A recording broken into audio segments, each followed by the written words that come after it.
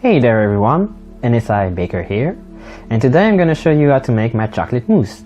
Oh, and if you have any opinions on how I'm presenting this video, i.e. the animation or semi-animation, then please let me know in the comments down below. Now, let's begin! First off, you're gonna need a bain-marie. Okay, well, it's basically a small saucepan with simmering water and a bowl to let it go over. So yeah, no plastic bowls. You don't want to destroy your kitchen, right? So yeah, but you're gonna need two bowls, and in the first bowl you're gonna melt 6 ounces of dark chocolate. You can melt the chocolate also in the microwave if you want to, but my microwave is old and lame. Thanks, microwave. I despise you. In any case, once the chocolate is melted, you're gonna put it aside and you're gonna take your second bowl. In that, you're gonna put 4 egg yolks, half a cup of sugar, and the alcohol, which is 2 tablespoons of coffee liqueur and 2 tablespoons of hazelnut liqueur. And with a whisk, you're gonna whisk it together over the heat until it thickens and becomes pale and doubles in size, like around 10 minutes.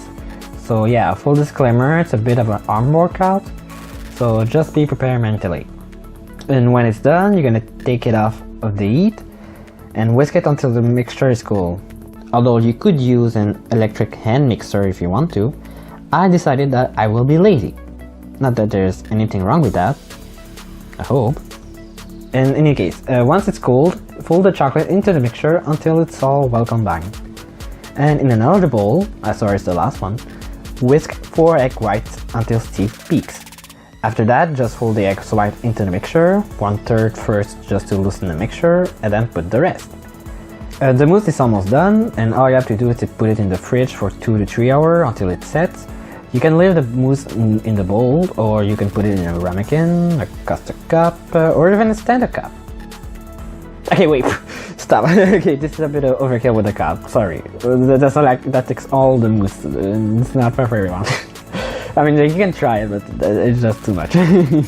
Anyway, to make things even better, I have marinated some blackberries into orange liqueur, so you can serve it with the mousse. And ta-da, you just made chocolate mousse. Look at this beauty. And it's really easy to make, and really easy to remember the ingredients or anything like that.